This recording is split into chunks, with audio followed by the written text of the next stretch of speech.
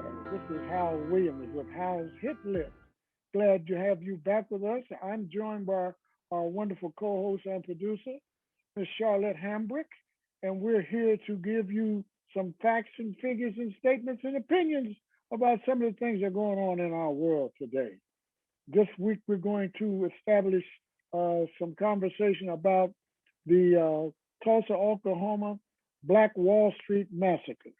And we want you to get some of the historical facts and truths that you may not have known about until recently and expound at length on those. So, Charlotte, take it away. Hello, I'm Sharlette Hambrick. Welcome to Hal's Hit List. Today, we are going to pay tribute to a story that has been in the headlines. 100 years ago, one of the nation's most prosperous Black communities known as Black Wall Street. It's the Greenwood district of Tulsa, Oklahoma, was destroyed by a white mob in less than 24 hours. The mob killed some 300 African Americans, left more than 10,000 homeless, and burned everything to the ground. They actually even had airplanes dropping bombs and machine guns shooting down on this community. And Greenwood never, ever fully recovered.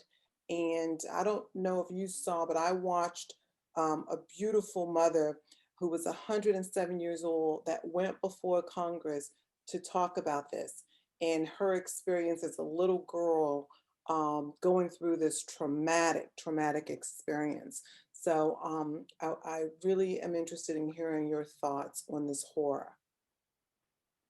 Well, to begin with, Greenwood was such an outstanding endeavor and successful endeavor to create Greenwood. What had been denied to the Black population forced them into being a creative people as we are, finding ways to prosper and become self-sustaining on their side of the tracks, as they like to say, on their part of town. And they were extremely successful and creative in what they built. They built the equivalent of a Black Wall Street, which is why the nickname was given. They created their own shops, their own markets. The dollar turned over 2 or 3 times within their community. Everybody supported everybody else. It was a model, if you will, for everybody to observe. And I think, in fact, that created a great deal of jealousy on the other side of the tracks, which was making this just a place kindling to start a fire, because the resentment and the jealousy was already there. Why are they living so well and we're living the way we are? But you force them to rely on their own resources to create that.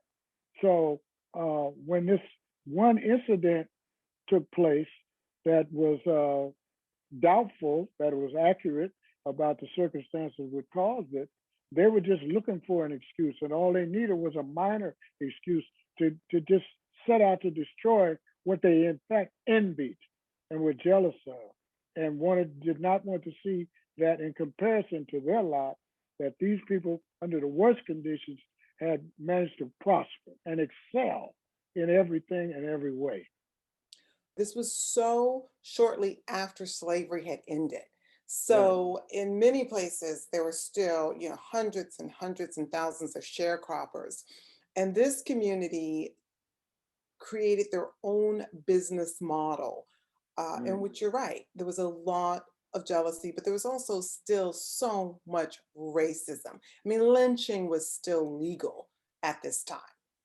And from what I understand, back on May 31st, 1921, when a Black teenager named Dick Rowland was falsely accused of having assaulted a young white woman by the name of Sarah Page. White residents became enraged and unleashed their violence, and they arrested him. What I also heard from members of the Black community, that they're now talking about this incident, that they Right. were actually a couple, and someone had seen them being affectionate in an elevator, which just enraged people to the point where they arrested him. And the Black Right. community knew what his fate would probably be, that there was Of going to course. probably be a lynching.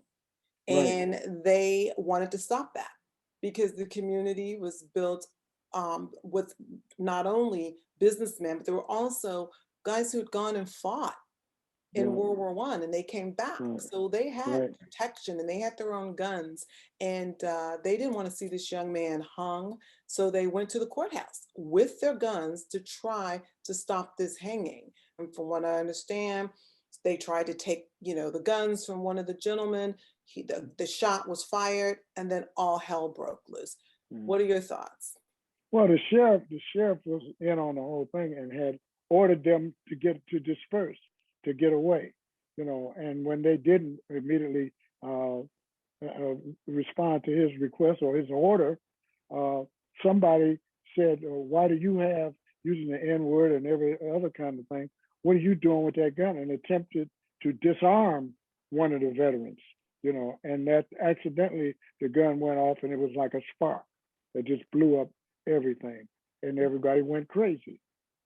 Well, from what I understand, this was a well-planned execution, basically, because the law enforcement in this area deputized all of this white mob, Right. and their goal was not only to destroy every person in this area, but to also make sure nobody got out. That was the most Yeah. sinister Yeah. aspect of it all, is that they wanted to make sure nobody got out.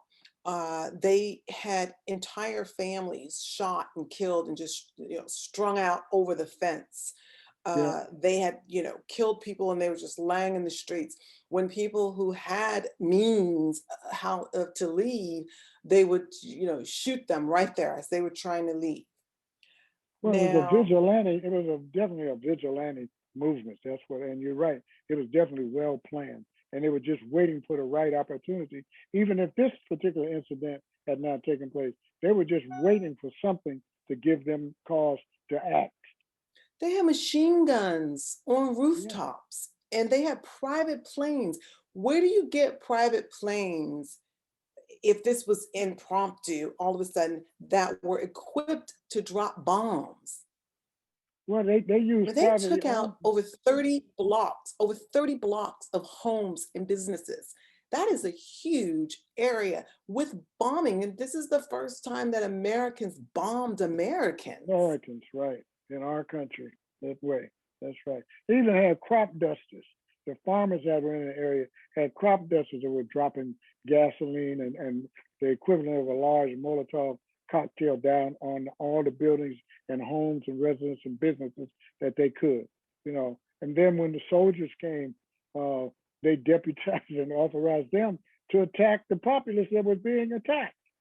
I mean, as you say, cut off all possible means of escape so that you annihilate the whole body, the entire city. And what few people were that survived, they were put in internment camps, which Yes. that I mean, similar to World War II Nazi Mhm. Germany, and then they were also threatened and told that they could not speak about the internment camps.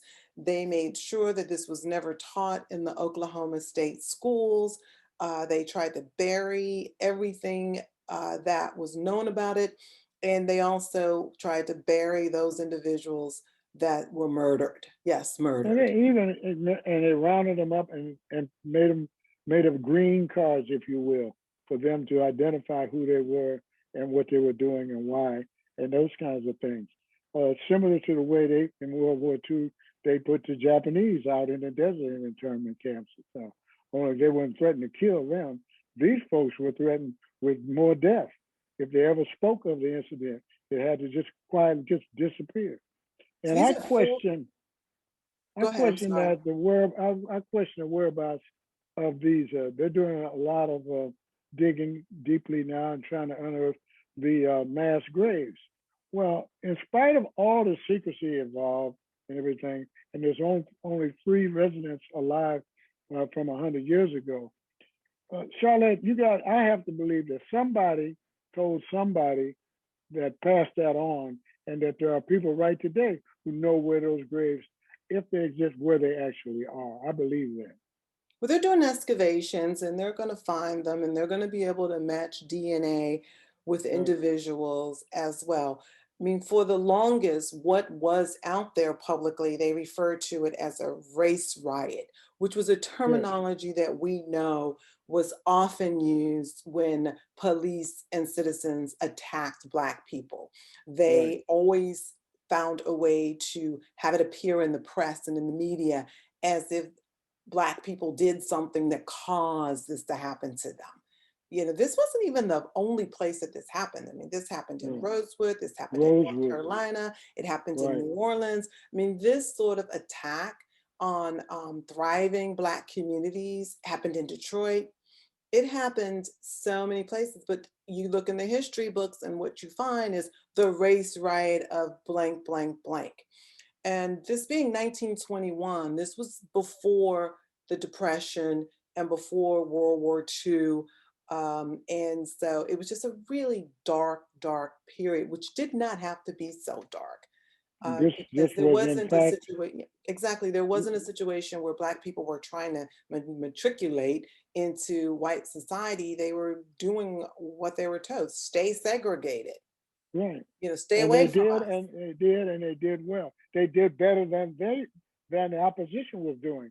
That was the problem, you know. Because it got to the point where things like the movie theater that was in Greenwood Right. attracted the whites. And some of the establishments that were in Greenwood, bakeries, restaurants, attracted white dollars that were This also always, circulating in the community as well. well, this always happens, you know, when they figure out where they want to go, have a good time, or get something tasty, their eyes to turn to Harlem, you Mhm. know, like that, turn to New Orleans, Right. and the spots on that side of town, because they know that's where the happiness is. That's where the good stuff really is, over and above, because they realize the creativity. They know that the group of people that they're so opposed to are a very creative and very lively bunch because of the way they continue to survive. I remember a guy telling me one time, said, as bad as you guys are treated in this country, we're on a job together. Said, as bad as you guys are treated, how is it that you guys can always be somewhere sitting and laughing and seem to be having a good time? I said, if you think that we're stupid enough to sit around and worry about you having a problem about us, that's on you. That's your problem. We're going to have a good time. We're going to live our lives, and we are going to take care of each other. And we're going to go to our places of worship and we're going to pray and we're going to Right. continue to have hope. Right. Right. There's, Exactly. Exactly. That's how we deal with adversity. I always say that certain groups of people, when there's Black Tuesday, Black Monday, or whatever, keep people laughing at me all the time for saying this. They're here for the third floor, and they say, "How? What's on the third floor?" I said, "A window to jump out of." We mhm, don't look for windows. We yes. look for ways to overcome and prosper and survive, regardless of what the adversity is. And then, you know, I understand that there was an attempt uh, of Black people trying to rebuild this area. And they started, you know, buying businesses and renting uh, storefronts and trying to bring it back in around 1940, only to be beat back again by redlining, Right. freeways going in Oh straight yeah. through the community, which happens a lot. And Yeah. these decisions as to where these freeways go, and Eminent I both domain. know those decisions are made years prior till they start building these freeways. Yeah, that's true. That's true. And they always some kind of way they map it out where it runs right down the central part of the Black community. I saw it happen in my hometown where I grew up in Columbus, Ohio. I can't even show people how to where I grew up. It's not there. It's a clover leaf now.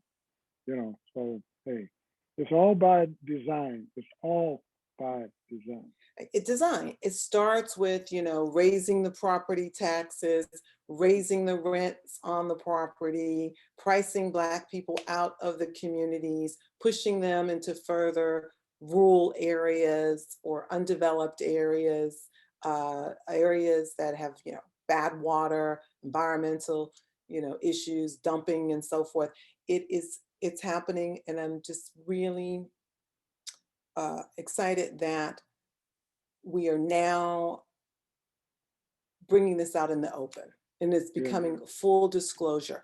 And maybe it was COVID, it was a combination of what President Obama started and what many hoped that President Clinton would have finished, but then President Trump came into power and put a lot of things on hold. But President Biden, let's hope that he's able to do a lot of the equity disparity issues that he speaks about. And now people are understanding this systemic, racism that exists in America and how it existed. People are seeing examples of it now, because before it was just a word. Right. Oh, America's racist. Oh, people are being discriminated against. Oh, this is happening, that's happening. But now people are seeing in real time, they're seeing history repeat itself right before our eyes. Exactly. I don't know if you saw the story about the Black woman who tried to sell her home and how it was undervalued.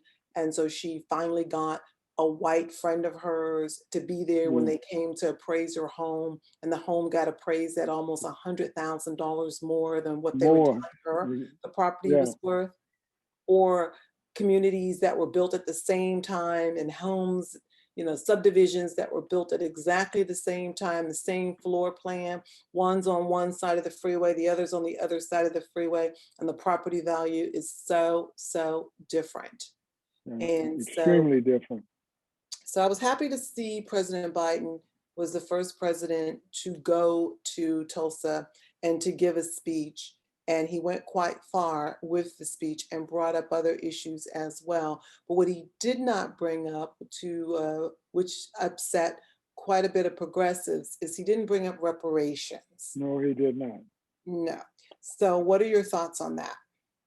Well, initially, I've seen a couple of the pundits who were asked that question, and the answer was cash and land, and I agree. I mean, the way the stuff was taken away from the people, their descendants and everything, I think need to be, there should be reparations for them in terms of monetary considerations and land. The 40 acres died a long time ago, along with the mule. So those properties, those businesses, all that was there that represented Greenwood. It needs to be repaid. It needs to be made right with the descendants that are there. They need to be made whole. They need to be made whole, because Yeah. that was generations of wealth that they were denied. And they built that. They built that up at a time when nobody else thought it was possible. They believed in it. They knew how to make it happen, and they worked together to make it happen. And definitely, there needs to be some kind of program come out now to make sure that that's all taken care of and reinstated. Well, the Judiciary Committee is taking a look at that, and I know they're moving forward with, trying to get an accurate count of how many people were killed and trying to find all the ancestors. But then there was also something that I saw on the news that was a little disturbing. They want to build a museum, but the museum would belong to the city or the state. So any monies that were made from the museum, whether it's the concession stand or the tickets to get into the museum, or any businesses that would be built around this museum, how is that going to benefit the descendants of this massacre? I mean, yes, it's you want to preserve and you want to have history, but how is that going to help them? Well, obviously, you have to establish some kind of grassroots council or organization that works hand in hand with the local and the state officials to create this so that the monies that are generated go back into that particular organization. Because these things, excuse me, for lack of a better term, are horrible national landmarks now. Tulsa, that's what Tulsa is and what represents was a horrible thing. But if you're going to do things to show and headline what really took place, what it was before, after, and what it is now, and create some kind of salute or monument platform to that, then any monies involved definitely need to go directly back into that community. The university is even built on some of this land that belongs to Black people. So I believe every Black child in that area should at least have an opportunity to go to that university for free. Free ride. For free. Exactly. That's free a ride, start. exactly. And the value today is what they're estimating is somewhere in the vicinity of $27-30 million. So I don't know. They could definitely find a way to, but I like your idea, not only just say, you know, oh, here's $150,000 check, or here's a $200,000 check. Now we don't want to hear about this anymore. No. What you're saying is there should be land also, because that is something that could be passed down for the next generations. That money can be spent. I mean, land is eternal. Land is eternal. Land stays, you know, and ownership is a very extremely important. It's more important than the cash when you really look at it, because that stays fixed and that the land takes care of the generations. You know, that's why I think that's the way to go. And they need to get on that right away, because reparations, we can talk about it. It's just like where I live, there's an area called the Salton Sea. They've had 1 million studies and spent millions of dollars studying it, and it's still dying. Nothing has ever been really physically attempted to correct the situation. That's what's needed in Tulsa. This is so true. Well, we watched several documentaries. I would encourage all of our viewers to research the Tulsa Massacre, Greenwood, 1921. There are several documentaries that were done on CNN, MSNBC, the History Channel, YouTube. You may be able to find some material as well, and educate yourselves on this event, because there's things happening today that smells and looks like some things that went on back then. Yep, I agree. And we all need to get on it, because this is just, there's going to be signal fires. There's going to be beginnings all across the country, because this is a subtle movement. This is not just one isolated incident. This is a movement that threatens to take away the very lifestyle and democracy that we have enjoyed in this country, despite all the disparities and things that take place. We're still fighting the big fight, and we have to do it together. We have to stick together, and we have to make it ongoing. You can't let it just fade away. It can't go from the front page to the back page. No, you got to stay on it. You got to stay with it. Why do you think that so many school boards in some states are against learning about race and learning the truth about America? Well, because they want to continue to control the horrible way they have controlled everything in this country forever, since we've been here. And when it comes to race is the most critical thing that's in this country, and it's what's going to eventually bring this country to its knees. I don't care what the problem is. You can trace it back somewhere along the line. It comes right back to the basic problem in this country: systemic racism. And it can't go away, because even the young people, I mean, when you saw the George Floyd thing and the people that were marching, Black Lives Matter, you saw all kinds of people and everything. That's because they witnessed firsthand what we've been telling them for 400 years about the way we're treated. They saw it. So there's no way anybody could deny what, and they even tried to tell us you didn't see what you saw.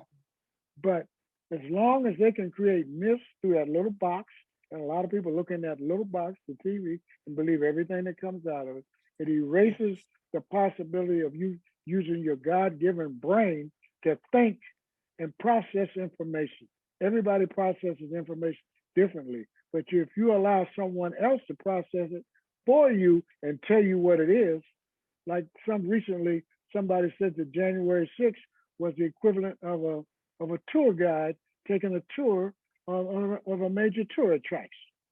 And this was a politician who said that. So they don't want you, the school system, to fail their actions and their goals by educating people, to give them good information, educate them how to think, how to organize their own thoughts of right and wrong, and how to proceed through life and be able to stand up, and control and help control what is going on. We send all these legislators to Congress or wherever, and we'll get into that in another episode, but that represent us. They represent themselves, and they don't care. So the best way to get to a populace is start with the school system, start with the young, the impressionistic young people. You put them all in a room, they get along just fine until you stick an adult in there. Right. And that's when the problems. Must be very difficult when you're an ambassador to a country and you're preaching humanity and democracy and all of these things and empathy, but yet you're not addressing those issues in your own home country. We're not addressing these issues in America, but we expect our ambassadors to go out to the world and reprimand other countries with regards to their humanity issues. But you know what nobody's paying any attention to in that regard? How we look with what's all going on in this country the last 4 years, how we look to the rest of the world we've been going out doing exactly what you just said, trying to educate other countries to adopt our way, where ours is the best way, blah, blah, blah, blah, blah. And look what we're doing now. Look at the mess we have now. Do you not believe that other countries are looking at us and saying, what? They're equating it with apartheid. They're equating what's going on in America with minority rule, because people are not getting their voices heard. There's definitely something going on here, and it's going to be full transparency moving forward, and everyone just needs to prepare themselves for it. I hope so. Well, thanks for listening. I'm Sharlette Hambrick from New Orleans. I'm Hal Williams, and I'm thanking you for joining us. Stay tuned, tell your friends, turn them around and tell their friends, and keep the faith. We are going to become successful in overcoming all of this stuff that's going on, but we must stick together. More so than at any other time in our history, we've got to stick together, because there are some things coming up that we won't survive if we don't. Take care. Look to see you and hear from you again very soon. Bye-bye.